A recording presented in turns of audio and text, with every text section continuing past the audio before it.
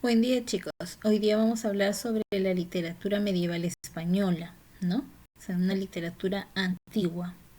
Bien, esta más o menos se va a dar entre los siglos XIII y XV, desde la caída del Imperio Romano de Occidente, que fue en el siglo XIII más o menos, hasta inicios del Renacimiento. O sea, estoy hablando del siglo XV.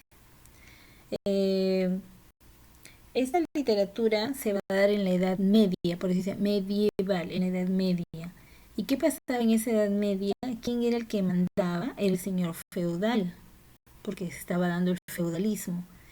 Y el señor feudal era el que era como quien dice, se hacía dueño de todas las tierras. ¿Y quién eran sus sirvientes, los que cultivaban? Se llamaban los siervos, ¿no? Que estaban a cargo de estos señores feudales. Vamos a ver las características de la literatura medieval. Se da la formación de las lenguas romances. ¿Qué lenguas romances se dieron? Se dieron el castellano, el francés y el portugués. Se dio el teocentrismo. ¿Qué quiere decir teocentrismo? Que todo estaba centrado en Dios. También aparecieron cantares de gesta, mesas de juglería. Bien, ahora vamos a pasar a nuestro cuadro para ver las diferentes, ¿no? Clases ¿cómo se llama? De cantares, todo lo que se dio en aquel entonces. Tenemos lírica, tenemos los mester, tenemos prosa y lírica culta.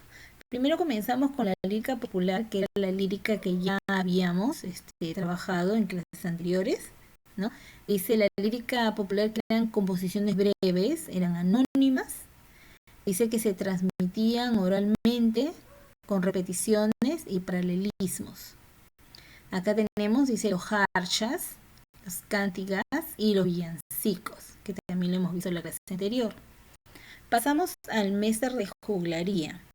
El mester de juglaría ellos eran así como esos poetas, pero del pueblo. También se daba en forma oral y anónima. Acá dice, los mesters de juglaría aparecieron entre el siglo XII al siglo XIII. Eran poemas narrativos, hazañas de héroes, recitadas por juglares. Los juglares eran los poetas. Se daba el realismo y la irregularidad métrica. Ahí tenemos al cantar del Music como ejemplo, el romancero viejo, entre los siglos XIV y XV.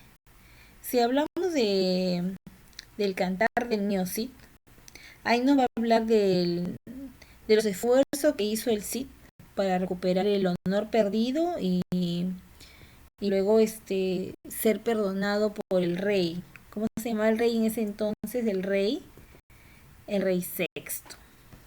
Pasamos al siguiente, que es el Mester de Clerecía. Acá tenemos una literatura culta ya. Mester de Clerecía ya no va a ser como el Mester de Juglaría, que eran los poetas del pueblo, ¿no? Esos eran los clérigos, ¿no? Y tenían un grado ¿no? ¿Cómo se llama? De estudio más superior, ¿no? Entonces ellos eran como eruditos. Ellos aparecieron en el siglo XIII. Estos autores eran cultos, eran clérigos. Su transmisión era escrita, ya no era oral, porque ellos eran así como poetas del pueblo, pues no era oral nada más. En cambio ellos sí era escrita. Su finalidad era didáctica. Dice, cuaderna tenía una vía. A ver, ¿por qué era didáctica? Era así como las fábulas que tienen una moraleja. O sea, siempre dejaban una enseñanza.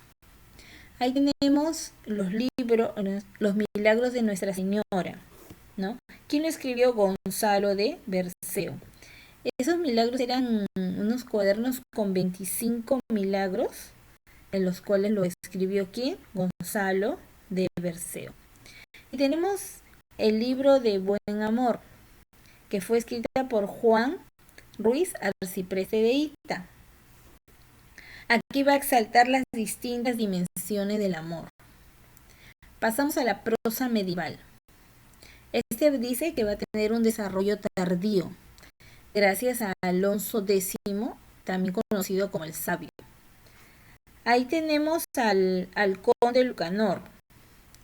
Al conde Lucanor, que es don Juan Manuel. Ese don Juan Manuel, ¿qué quería decir en su obra?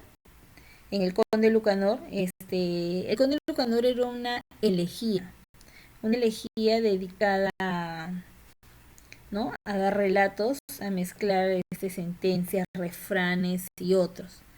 Daba también tipo moraleja, nos daba refranes mediante las enseñanzas de los refranes, hablaba en su obra. Y por último tenemos a la lírica culta. La lírica culta, parecida como el Messer de Clarecía, pero Messer de Clarecía en prosa y acá tenemos la lírica. La lírica son los poemas, ¿verdad? Que aparecieron en el siglo XV. Tenemos la poesía lírica, culta y cortesana. Y ahí tenemos aquí a las coplas de Jorge Manrique. Las coplas de Jorge Manrique que fueron escritas aquí a su padre que se llamaba Rodrigo Manrique. Y tenemos canciones, no cancioneros, que también fueron escritos en esa época. Acá nos faltó mencionar a un escritor que es Fernando de Rojas con la Celestina también, ¿ya? Ahí sería en la narración.